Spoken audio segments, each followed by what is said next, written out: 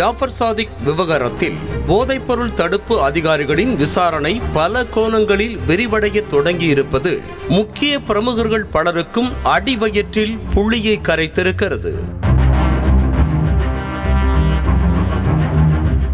டெல்லியில் வைத்து சுமார் 3000 கோடி ரூபாய் மதிப்புடைய போதைப்பொருள் சிக்கிய விவகாரத்தில் முக்கிய மூளையாக இருந்த திரைப்பட தயாரிப்பாளர் ஜாஃபர் சாதிக்கை போதைப்பொருள் தடுப்பு பிரிவு போலீஸ் தேடி வருகிறது.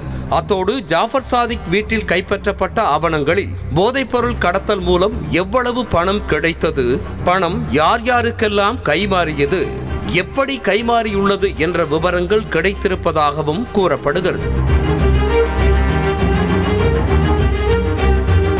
அத்தோடு ஜாஃபர் சாதிக் வீட்டில் இருக்கும் சிசிடிவி ஹார்ட் டிஸ்குகளை முழு கட்டுப்பாட்டில் எடுத்திருக்கும் போதைப்பொருள் தடுப்பு பிரிவு போலீசார் ஜாஃபரின் வீட்டுக்கு யார் யாரெல்லாம் வந்து சென்றார்கள் என்ற விவரத்தையும் சேகரித்து வருகின்றனர். அத்தோடு டெல்லியில் போதைப் பொருளோடு கைதானவர்கள் ஜாஃபர் சாதிக் வீட்டுக்கு வந்து சென்றார்களா என்பதும் சிசிடிவி காட்சிகளின் அடிப்படையில் விசாரிக்கப்படுகிறது. ஜாஃபர் சாதிக் தனது வீட்டிலேயே கீழ்த்தளத்தில் அலுவலகம் வைத்து நடத்தி வந்த நிலையில் அங்கும் சோதனை நடத்திய என்சிபி அதிகாரிகள் சில ஆவணங்களை கைப்பற்றியிருப்பதாக சொல்லப்படுகிறது.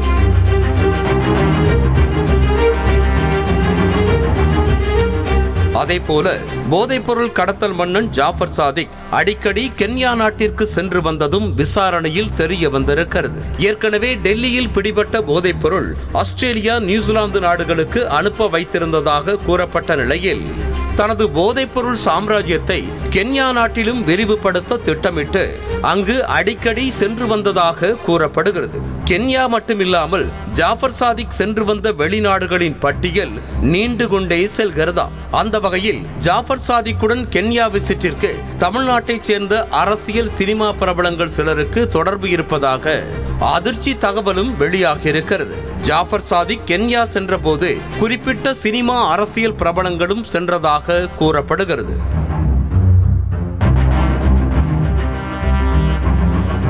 இப்படி ஜாஃபர் சாதிக் விவகாரத்தில் பல முக்கிய பிரமுகர்களுக்கு தொடர்பு இருப்பதையும் போதைப்பொருள் தடுப்பு பிரிவு துப்பு துலக்கியுள்ளது. அந்த அடிப்படையில் அரசியல் பிரமுகர்கள் 2 பேருக்கு போதைப்பொருள் தடுப்பு பிரிவு விரைவில் சம்மன் அனுப்பி விசாரணை நடத்த திட்டமிட்டிருப்பதாக தகவல் கிடைத்துள்ளது. காங்கிரஸ் எம்எல்ஏ தம்பியும் முக்கிய அரசியல் கட்சியின் மாவட்ட செயலாளரும் ஜாஃபர் சாதிக்குடன் கென்யா சென்று வந்தது விசாரணையில் அம்பலமாக இருக்கிறது.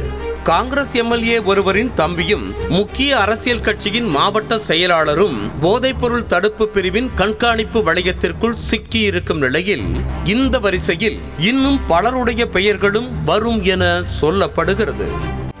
செய்திகளை உடனுக்குடனும் துல்லியமாகவும் தெரிந்து கொள்ள சப்ஸ்கிரைப் பண்ணுங்க.